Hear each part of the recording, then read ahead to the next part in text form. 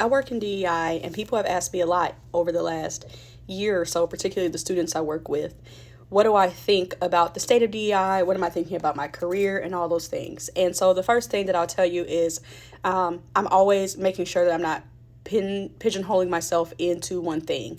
I project manage, I recruit, I source, I've done onboarding, I've done operations, I've led and facilitated and designed workshops. So there's a lot of things I could do, right?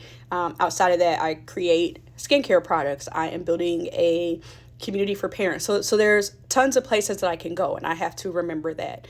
But also, I was doing DEI before DEI was talked about in the way that it was, like literally as a child. It's on my LinkedIn page. Like I was thinking about equity and considering what other people's needs were as a child. And then when I got to college, I was really doing that work through my leadership on campus. So that will never end. I do not need a country or a leader or an organization to tell me that I have a specific position related to equity. I am going to always think about that. It's always going to be the focus of my work. I'm always going to be doing learning to make sure that I am keeping other people's humanity right at the center of my work, even if they identify as something outside of myself. And really, that's the message that I want to tell anybody that works in DEI, cares about DEI. Whether somebody agrees with it or not and puts it into law or policy or has the specific role, if that is the heart of you, it's going to be the heart and the foundation of how you do your work.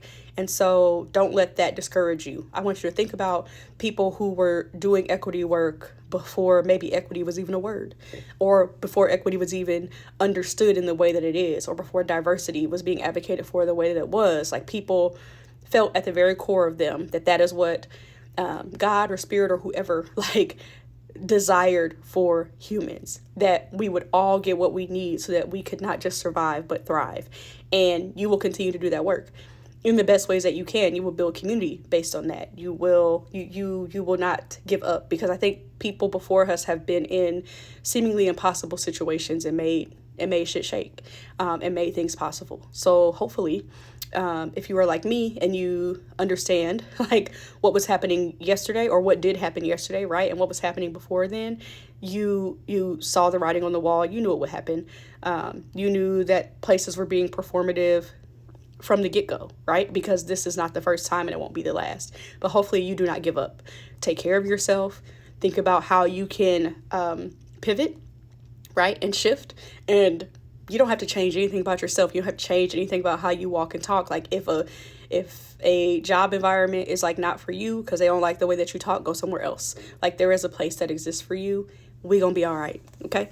All right.